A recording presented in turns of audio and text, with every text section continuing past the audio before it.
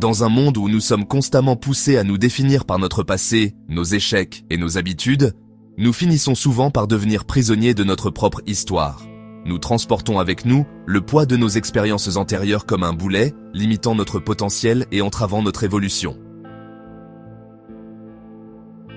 La philosophie stoïcienne, née il y a plus de 2 millénaires, offre pourtant une perspective libératrice sur cette condition humaine. Elle nous enseigne que notre véritable pouvoir réside non pas dans notre capacité à contrôler les événements extérieurs, mais dans notre aptitude à transformer notre perception, à reconfigurer notre rapport au monde et à nous-mêmes. Cette vidéo explore comment les principes stoïciens peuvent nous aider à nous affranchir de nos anciens schémas et à embrasser le changement avec sagesse et sérénité. Je vous invite aujourd'hui à entreprendre ce voyage de transformation personnelle, inspiré par la sagesse stoïcienne. À la fin de cette exploration, vous disposerez non seulement d'une nouvelle perspective sur votre existence, mais aussi d'outils pratiques pour surmonter les obstacles qui vous empêchent d'atteindre votre plein potentiel. Prenez un moment maintenant pour vous engager pleinement dans cette démarche de renouvellement. Notez les domaines de votre vie où vous vous sentez prisonnier de votre passé et préparez-vous à les reconsidérer à la lumière de ces enseignements millénaires. Chapitre 1. L'art du renouvellement personnel. Sénèque, dans ses lettres à Lucilius, nous rappelle que la vie, c'est comme une pièce de théâtre. Ce qui compte, ce n'est pas sa durée, mais sa qualité. Cette métaphore théâtrale nous invite à considérer notre existence comme une œuvre que nous pouvons continuellement réécrire, réinventer et perfectionner.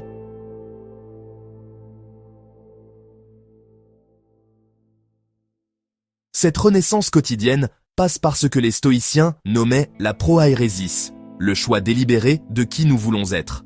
Musonius Rufus, maître d'Épictète, enseignait que nous ne devrions pas tant nous inquiéter de vivre longtemps que de vivre bien. Vivre bien signifie ici faire des choix conscients qui reflètent nos aspirations les plus nobles. Pour vous engager dans cet art du renouvellement personnel, définissez clairement qui vous souhaitez devenir. Identifiez les aspects de votre ancienne identité qui ne servent plus votre évolution. Établissez des rituels quotidiens qui affirment votre nouvelle vision de vous-même. Chapitre 2. Le champ de bataille du dialogue intérieur. L'homme n'est pas troublé par les choses, mais par l'idée qu'il se fait des choses. Cette célèbre maxime d'Épictète met en lumière l'importance cruciale de notre dialogue intérieur. Nos pensées façonnent notre réalité plus que n'importe quelle circonstance extérieure. La psychologue contemporaine Martha Beck compare notre dialogue intérieur à un pensionnat de tyrans, ces voix critiques qui nous maintiennent dans la peur et l'inaction. Elle suggère, à l'instar des stoïciens, d'interroger systématiquement ces pensées limitantes. Est-ce vrai? Puis-je absolument savoir que c'est vrai? Comment je réagis quand je crois cette pensée? Qui serais-je sans cette pensée? Marc Aurèle, dans ses méditations, nous offre une pratique puissante. Si tu es peiné par quelque chose d'extérieur, ce n'est pas cette chose qui te trouble, mais ton jugement sur elle. Et il est en ton pouvoir d'effacer ce jugement. Cette discipline de l'examen des jugements constitue l'essence de la transformation stoïcienne. Pour maîtriser votre dialogue intérieur, notez vos pensées limitantes et interrogez-les systématiquement. Reformulez-les en affirmations plus équilibrées et constructives. Pratiquez la vue d'en haut, perspective cosmique, pour relativiser vos préoccupations. Chapitre 3. Brûle la zone de confort. Sénèque nous interpelle. Ce n'est pas parce que les choses sont difficiles que nous n'osons pas. C'est parce que nous n'osons pas qu'elles sont difficiles. La zone de confort, bien que séduisante, devient rapidement un piège qui étouffe notre potentiel.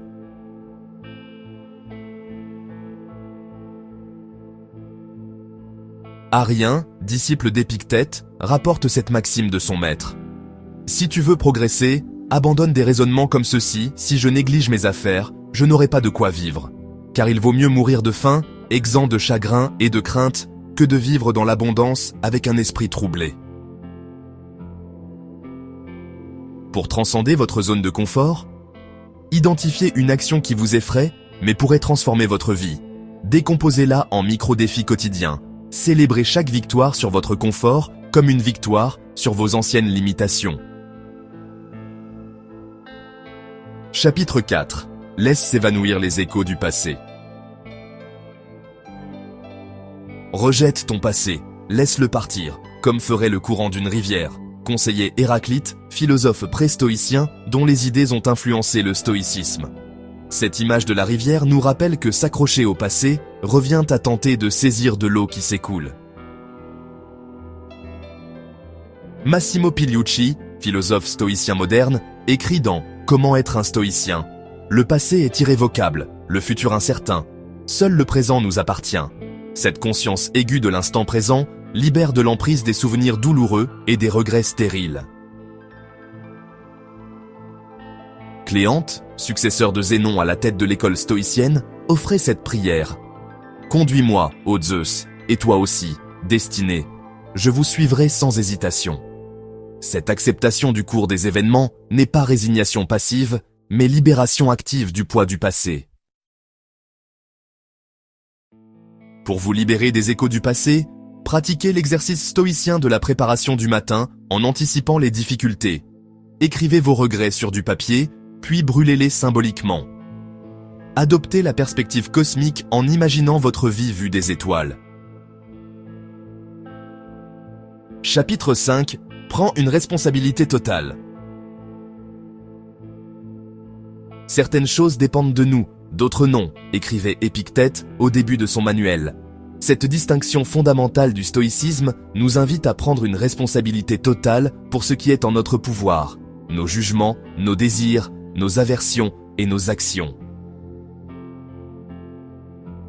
Ryan Holiday, auteur contemporain qui vulgarise le stoïcisme, explique « Le stoïcisme nous apprend que nous ne pouvons pas contrôler ce qui nous arrive, mais nous pouvons contrôler comment nous y répondons. » Cette posture élimine toute place à la victimisation.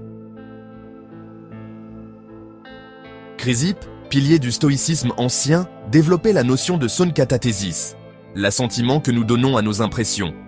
Nous ne sommes pas responsables des images qui surgissent dans notre esprit, mais nous le sommes de l'adhésion que nous leur accordons. Pour cultiver la responsabilité totale, établissez chaque matin ce qui dépend de vous aujourd'hui et ce qui n'en dépend pas. Remplacez « je dois » par « je choisis » dans votre langage quotidien.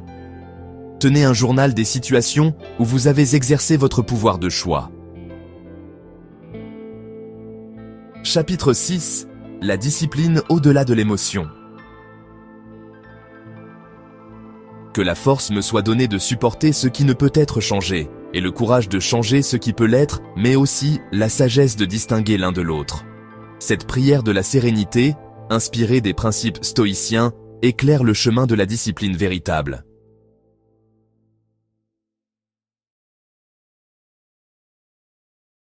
Panétius, stoïcien qui influença la pensée romaine, développait l'idée du katéchon, le devoir approprié qui doit guider nos actions indépendamment de nos humeurs changeantes.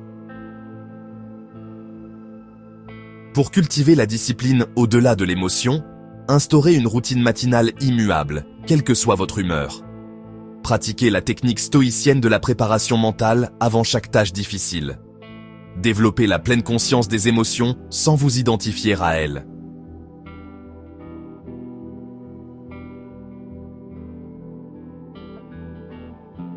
Chapitre 7. Vide ta tasse. Le plus grand obstacle à la connaissance n'est pas l'ignorance, mais l'illusion de savoir, aurait dit Épictète. Cette sagesse nous invite à cultiver ce que les zen appellent l'esprit du débutant, cette ouverture fondamentale qui permet l'apprentissage véritable. Nancy Sherman, philosophe spécialiste du stoïcisme, explore dans ses travaux la vertu d'humilité stoïcienne. Pour elle, reconnaître ses limites n'est pas une faiblesse, mais une force qui permet la croissance continue. Posidonius, stoïcien qui influença Cicéron, enseignait l'importance de l'observation des phénomènes sans présupposer. Cette approche empirique invite à suspendre nos jugements hâtifs pour accueillir la réalité telle qu'elle est. Pour cultiver l'art de vider sa tasse, pratiquez l'exercice stoïcien de l'époché, la suspension du jugement. Approchez chaque situation comme si vous la découvriez pour la première fois. Cultivez la curiosité intellectuelle en questionnant vos certitudes les plus ancrées. Chapitre 8. Renforce-toi par l'inconfort volontaire. Si tu veux être bon, commence par croire que tu es mauvais, conseillait Épictète. Cette provocation philosophique nous invite à embrasser nos faiblesses pour mieux les transcender. L'adversité délibérément choisie devient alors un chemin vers la force intérieure. Nassim Nicholas Taleb, penseur contemporain influencé par le stoïcisme, a développé le concept d'antifragilité, la capacité non seulement à résister aux chocs, mais à s'améliorer grâce à eux. Les stoïciens pratiquaient déjà cette philosophie à travers leurs exercices d'endurance. Musonius Rufus recommandait à ses disciples de s'exposer au froid, à la faim et à d'autres inconforts physiques pour renforcer leur caractère. Ce n'est pas par la théorie, disait-il, mais par la pratique continue que l'âme s'entraîne à affronter les difficultés. Pour vous renforcer par l'inconfort volontaire, pratiquez le jeûne intermittent comme exercice stoïcien de maîtrise de soi. Prenez des douches froides pour développer votre résistance à l'inconfort. Engagez-vous dans des conversations difficiles que vous éviteriez normalement. Chapitre 9. Méfie-toi des compliments et des blâmes. Si quelqu'un te rapporte qu'un tel dit du mal de toi, ne te défends pas contre ce qu'on te rapporte, mais réponds « Il ne connaît pas mes autres défauts. Sinon il n'aurait pas mentionné seulement cela. » Cette réplique d'Épictète illustre le détachement stoïcien face aux opinions d'autrui. Darren Brown, mentaliste et auteur de Happy Why More or Less. Everything is absolutely fine s'inspire du stoïcisme pour expliquer comment notre quête d'approbation sociale nous éloigne du bonheur authentique. Il préconise de distinguer ce qui est véritablement en notre pouvoir, nos valeurs et nos actions, de ce qui ne l'est pas, l'opinion des autres. Caton d'Utique, stoïcien romain célèbre pour son intégrité, vivait selon ses principes sans se soucier des critiques ou des louanges. Sénèque disait de lui « Je n'échangerai pas la vie retirée de Caton contre tous les triomphes de César. Pour vous libérer du besoin d'approbation, tenez un journal de vos réactions émotionnelles aux compliments et aux critiques. Définissez vos propres critères de succès, indépendamment des normes sociales. Pratiquez l'exercice stoïcien du regard extérieur. Observez vos réactions comme le ferait un étranger. » Chapitre 10. Vis comme si tu allais mourir. Dans la vie, il faut se comporter comme dans un banquet. Un plat fait le tour de table et arrive jusqu'à toi. Tends la main et serre-toi modérément. Il passe? Ne le retiens pas. Il n'est pas encore arrivé? N'anticipe pas ton désir. Ainsi pour les enfants, pour une femme, pour les magistratures, pour les richesses. Cette métaphore de Marc Aurèle nous rappelle la nature transitoire de toute chose. Oliver Burkeman, auteur de 4000 Weeks, la durée moyenne d'une vie humaine, s'inspire du stoïcisme pour nous inciter à reconsidérer notre rapport au temps. La conscience de notre finitude n'est pas morbide mais libératrice. Elle nous permet de distinguer l'essentiel du superflu. Zénon de Citium, fondateur du stoïcisme, définissait le bonheur comme un bon écoulement de la vie. Cette image fluide suggère une existence qui s'adapte aux circonstances tout en maintenant sa direction essentielle, consciente de sa finitude. Pour vivre pleinement conscient de votre mortalité, pratiquez la méditation stoïcienne du soir, en examinant vos actions comme si c'était votre dernier jour. Créez un memento mori personnel, un objet qui vous rappelle votre finitude. Demandez-vous régulièrement, est-ce ainsi que je voudrais passer mon dernier jour sur Terre ? La philosophie stoïcienne nous offre un chemin de transformation profonde, une voie pour nous libérer des chaînes de notre passé et embrasser pleinement notre potentiel. Comme l'écrivait Sénèque, ce n'est pas parce que les choses sont difficiles que nous n'osons pas, c'est parce que nous n'osons pas qu'elles sont difficiles. Chaque jour nous offre l'opportunité de nous réinventer, de nous affranchir des récits limitants que nous nous sommes racontés et de cultiver une sagesse pratique adaptée aux défis de notre existence. Le stoïcisme n'est pas une philosophie de résignation passive, mais d'action lucide et de transformation intérieure. En fin de compte, le véritable pouvoir ne réside pas dans notre capacité à contrôler le monde extérieur, mais dans notre aptitude à gouverner notre esprit avec discernement. C'est dans cet espace intérieur que se joue la vraie liberté, celle qui nous permet de transcender notre passé et d'embrasser le changement avec courage et sérénité. Comme nous y invite Marc Aurèle, dépêche-toi de vivre, car la mort approche. Cette urgence existentielle nous rappelle que chaque jour est une occasion précieuse de devenir qui nous sommes véritablement appelés à être. Je vous exhorte maintenant à passer à l'action concrète.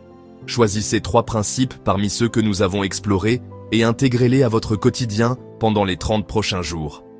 Créez un journal stoïcien où vous noterez vos réflexions quotidiennes, vos progrès et vos défis. Partagez cette sagesse avec votre entourage et formez peut-être un cercle d'études ou de pratiques. Si cette exploration de la philosophie stoïcienne vous a été utile, je vous invite à soutenir cette chaîne en vous abonnant et en activant les notifications. Cela vous permettra de ne manquer aucun de nos prochains contenus sur la philosophie pratique et le développement personnel. N'hésitez pas également à partager cette vidéo avec ceux qui pourraient bénéficier de ces enseignements. Rappelez-vous que la philosophie stoïcienne n'est pas un simple savoir intellectuel, mais une pratique vivante qui demande application et persévérance. Si cette exploration vous a touché, ne vous contentez pas de comprendre ces principes, vivez-les pleinement. Votre renaissance personnelle commence maintenant dans les choix que vous ferez dès aujourd'hui.